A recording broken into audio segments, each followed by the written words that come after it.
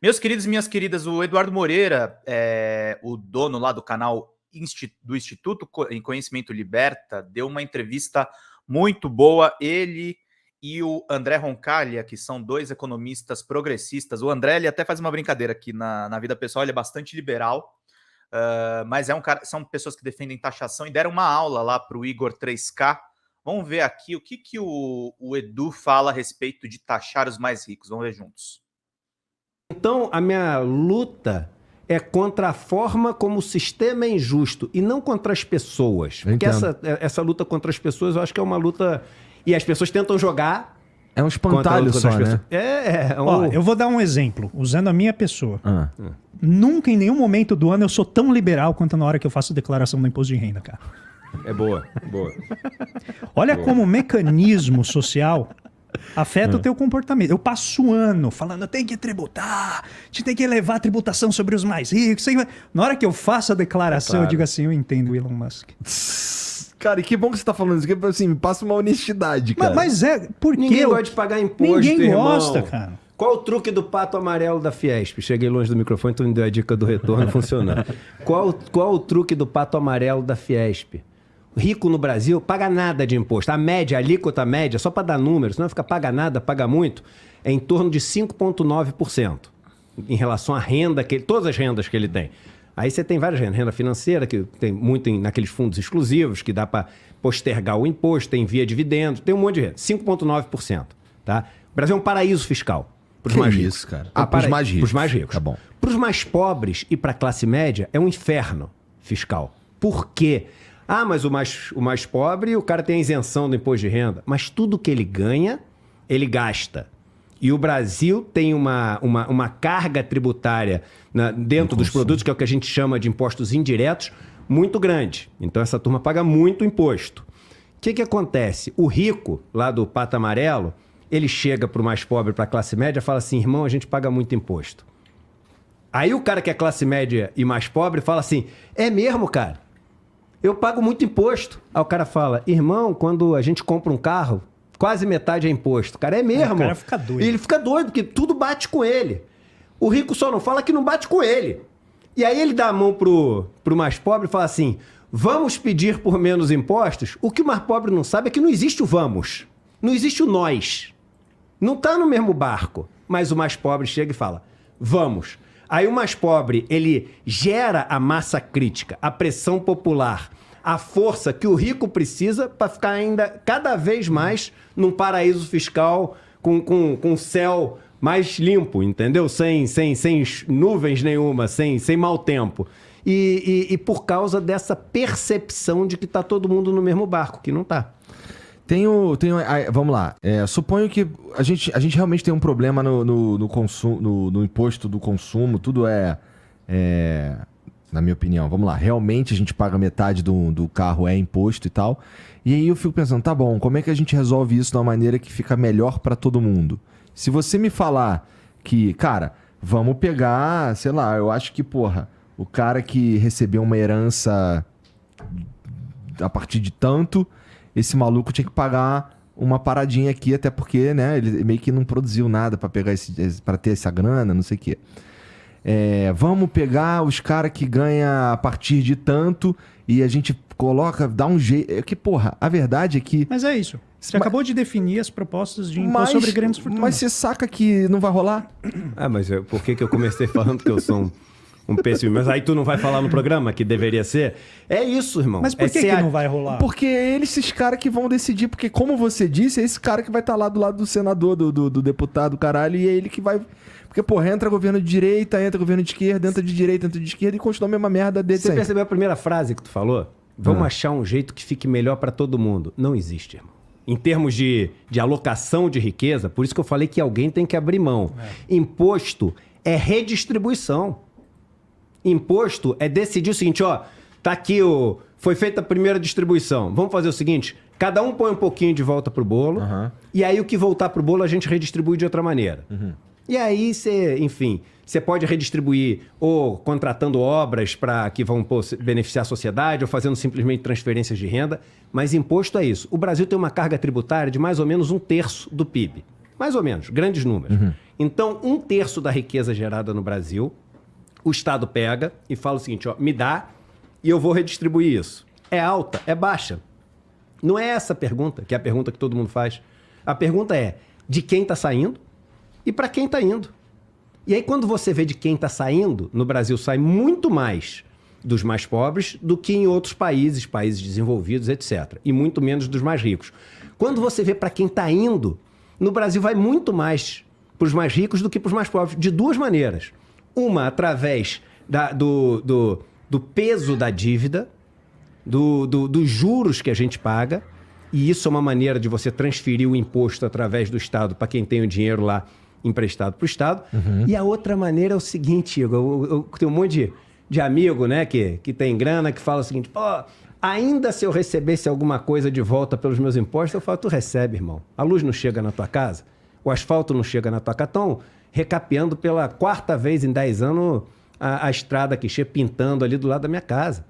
O saneamento não chega na minha casa, a água não chega na minha casa. Quando falta a luz na minha casa, a Eletropaulo está lá em 3 horas. Então, para o rico, o imposto volta. Ele não volta para o pobre. Mas aí o rico vem com o discurso. Ainda se voltasse para a gente, é o pobre. Gostei desse discurso. Estou junto contigo no discurso. Quero pagar menos imposto. Entendeu? Bom, eu vou só dar um número. Porque às vezes as pessoas acham que a gente, quando fala de rico, está falando da pessoa que ganha 20 mil reais.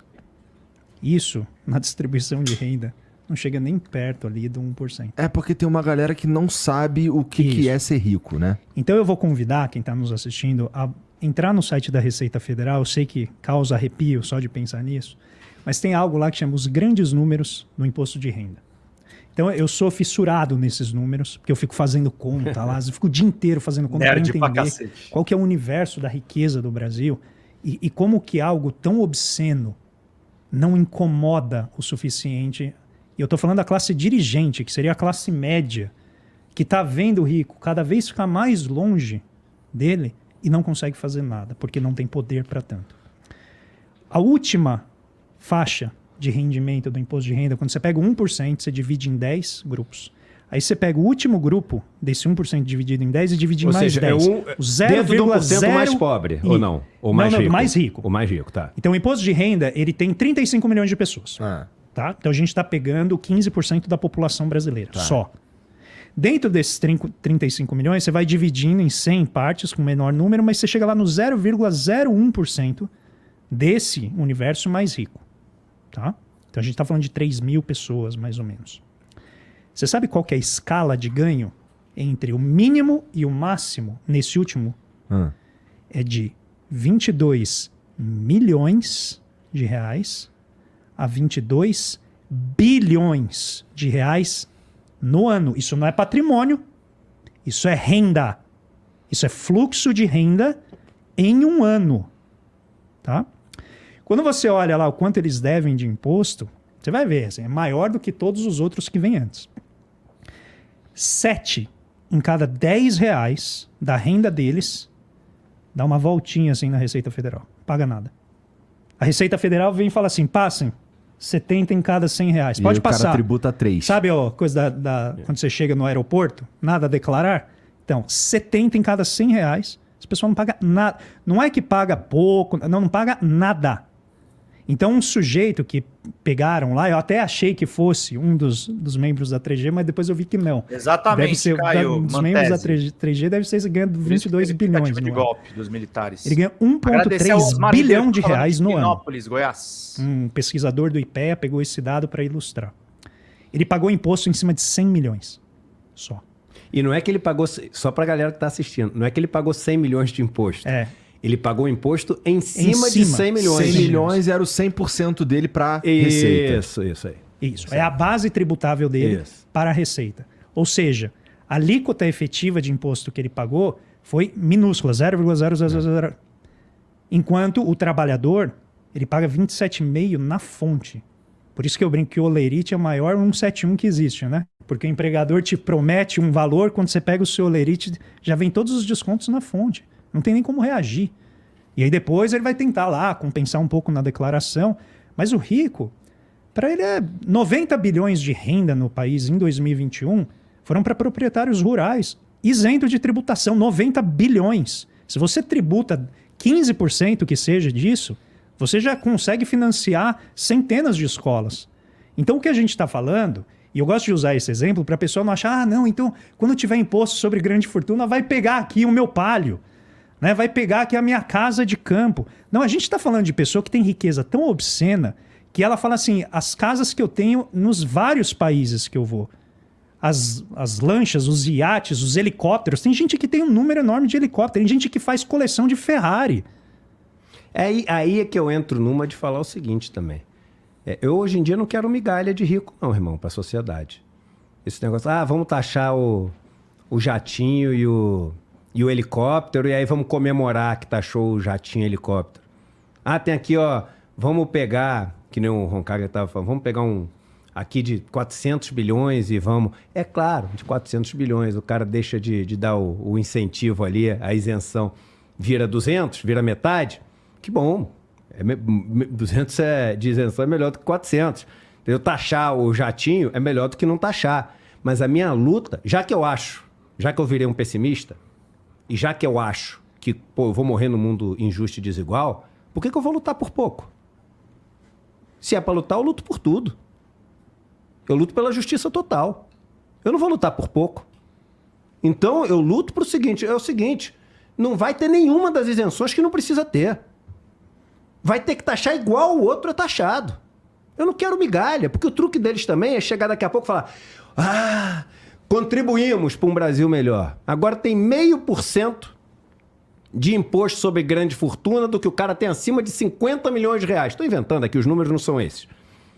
Contribuir. Contribuir o quê, irmão? Se tu ganha de taxa Selic mais de 13% ao ano, em vez de tu ganhar 13, vai estar ganhando 12,5%.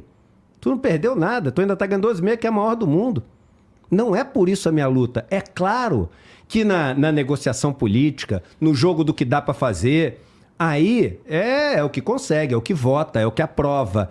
Agora, a minha luta não pode ser pela migalha. A luta é pelo pacote total de um mundo mais justo. Ótima fala do Roncalha e do Eduardo Moreira, gente. Gostei muito dessa entrevista, assisti lá para todo mundo ficar por dentro de tudo.